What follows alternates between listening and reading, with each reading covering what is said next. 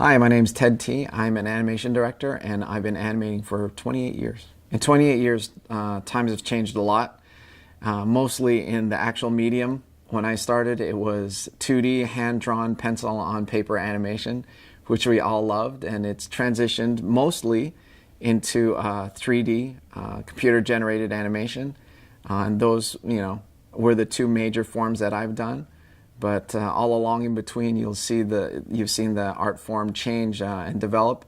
But stop motion's always been around, and oil on glass, and you name it, everything in between. And it's just nice to see people animating. I think that's at the core of what great animation is, regardless of however the medium is now and will be after I'm gone.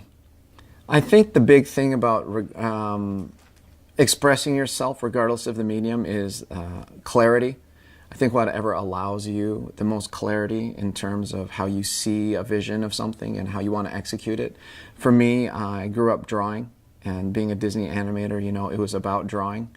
And so I think still, to me, a pencil and paper is the most direct, efficient, and still sophisticated way.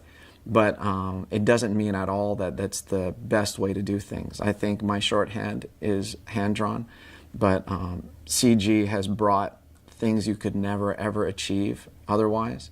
You can do any texture, any environment, and I've seen things grow even within CG. In its fledgling years, it was kind of new and exciting, the early Pixar years.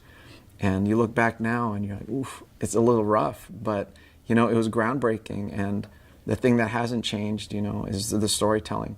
I adore feature, but I love every type of animation, and no one loves The Simpsons for the animation.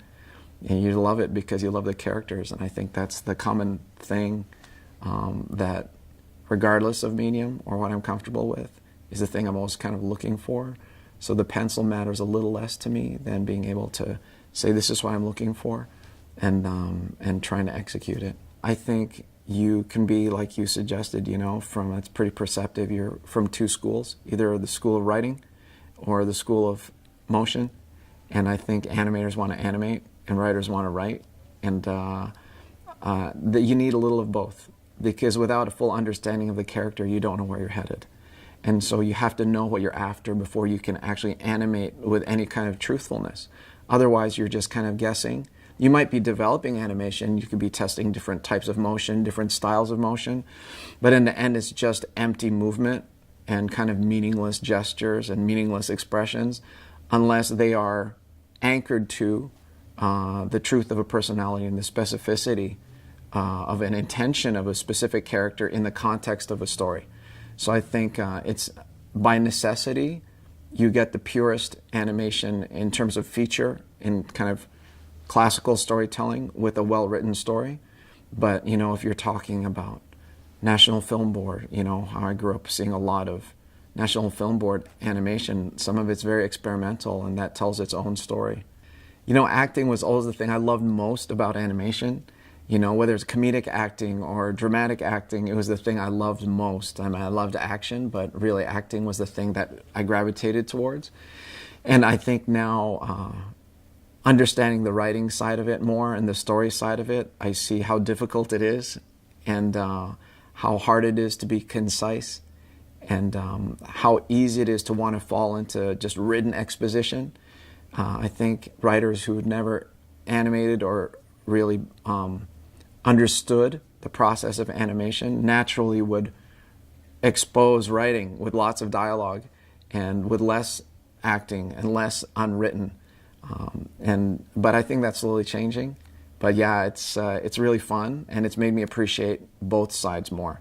And I think it also allows me to guide animators into animating more honestly and with more clarity, because the closer you can get to the actual personality and thought process of a character, the better off it can be, and simpler it can be. You're not just trying to make it fancy, beautiful animation. You're actually just being direct, and whatever serves the purpose of the intention of the character, and no more and no less. And that's the purpose it should serve, Yeah, I think you're doing constant daily, minute by minute gut checks all the time, especially at an independent studio now. Every decision really counts. But I think it boils down to knowing what you want and knowing that there's infinite variables, and then you have to make a choice, and you have to really think about what you're looking for and decide. That's really the important part of it, because ultimately you're going to be presented with choices every day, and the more you know exactly what you're after, the more actually open you'll be to changes that are relevant or that could really help, and other ones that don't make any sense. You know, I think knowing the core of what you're after allows you to kind of have a guide. You know, I think it's basically you want to have like a clothesline that is the core, and then you hang any kind of entertainment on top of it, so you know the truth of what it is. But then anything afterwards, you might get, you know, a little tempted and seduced by certain things, but in the end you go, you know what, that really doesn't pertain to us. It's a great idea, but maybe not for this story. And then I think understanding it as clearly as possible. I mean, compromise is a funny word. I think people think that compromise means that compromise is black and white, you know, and you can't compromise anything. And I think that's the feeling it gives you. But I think compromise means you have to keep the things that you can't live without. And I think you just can't want to keep everything, you know, and then you become more selective. And then if you can decide what you can't live without, then you keep those, and everything else falls by the wayside. Like in any process, in any job, there's such a repetition on a daily basis, even in something that has like a very, very high level. Just say, you know, if you're a chef or you're a fine artist painter, or even Formula One driver, whatever it may be at the highest level, you get really locked into what you consider the best. But you also become very closed-minded, and that's just through repetitively being in the same box every day. And I think sometimes something comes along and you go, oh, I would have never thought of that. But usually it's not something vastly different.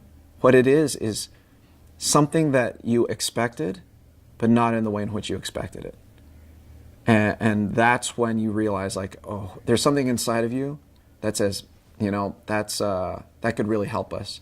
And then you switch gears a little, because you have to be open to those changes, and they add excitement, they add life, you know, and they change your perspective a little when maybe you've lost some objectivity. And I think that's also a value, and like accepting, at least being open to new things that you didn't expect. Yeah, I think trepidation and excitement have a symbiotic relationship at a small studio. I think it's constantly exciting. You know, I think you have to bracket what that is. I think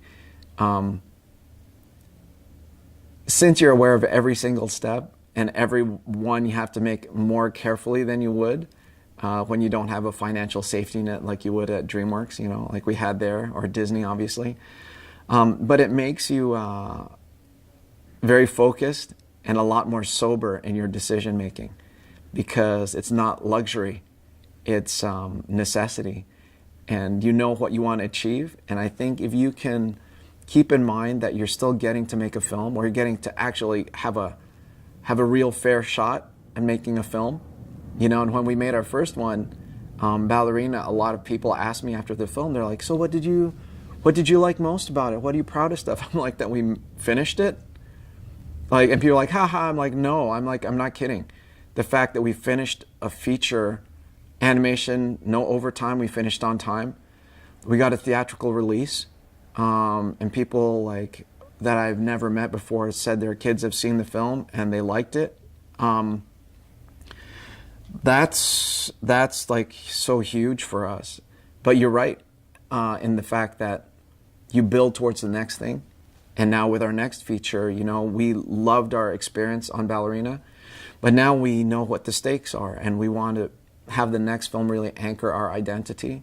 So I think there's more stress, because you know there's a lot more riding on it, or at least we've established a desire to let the world know that A, it wasn't a fluke, and B, we can do a lot better, something more sophisticated, something more honest. And that's what we don't want to lose from the first one. I think You don't see a lot of earnest films anymore. You see a lot of clever films. You see a lot of very contrived films. You see formulaic films. It doesn't mean it's bad. I mean, I think I am brainwashed like everyone else to see every Toy Story movie from now until they stop making them. But it's formulaic, but in such a heartfelt way. Because they know their world, they know their characters, they know what pulls at the heartstrings of people. That's why they're Pixar.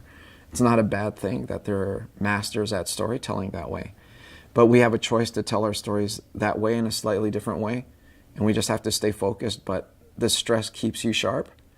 And the fact that we get to make a movie and you go home at the end of the day, you know, like I live in Montreal and it's cold, and in the wintertime there's still people doing road work. And when I'm driving by, I'm like, wow, I'm not doing that. You know, I get to go home and worry about, like, what are my characters going to look like? Or what's the animation going to move like? Or, you know, what are the words I'm writing in a script? Like, it's just like, you know, if you're in grade 4, they're like, hey, write a story.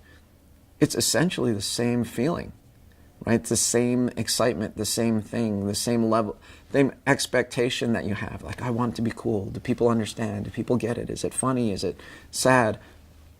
And I think that's why the animation industry is such a wonderful one to be involved in, whether you're going through a bumpy time, which everyone will, or a really smooth time, you know, where the light's kind of shining on you, is that we have an opportunity to kind of reach into where we're still kids and reach out to people and share that feeling, and hopefully they like it. And, you know, if not, then you do better next time.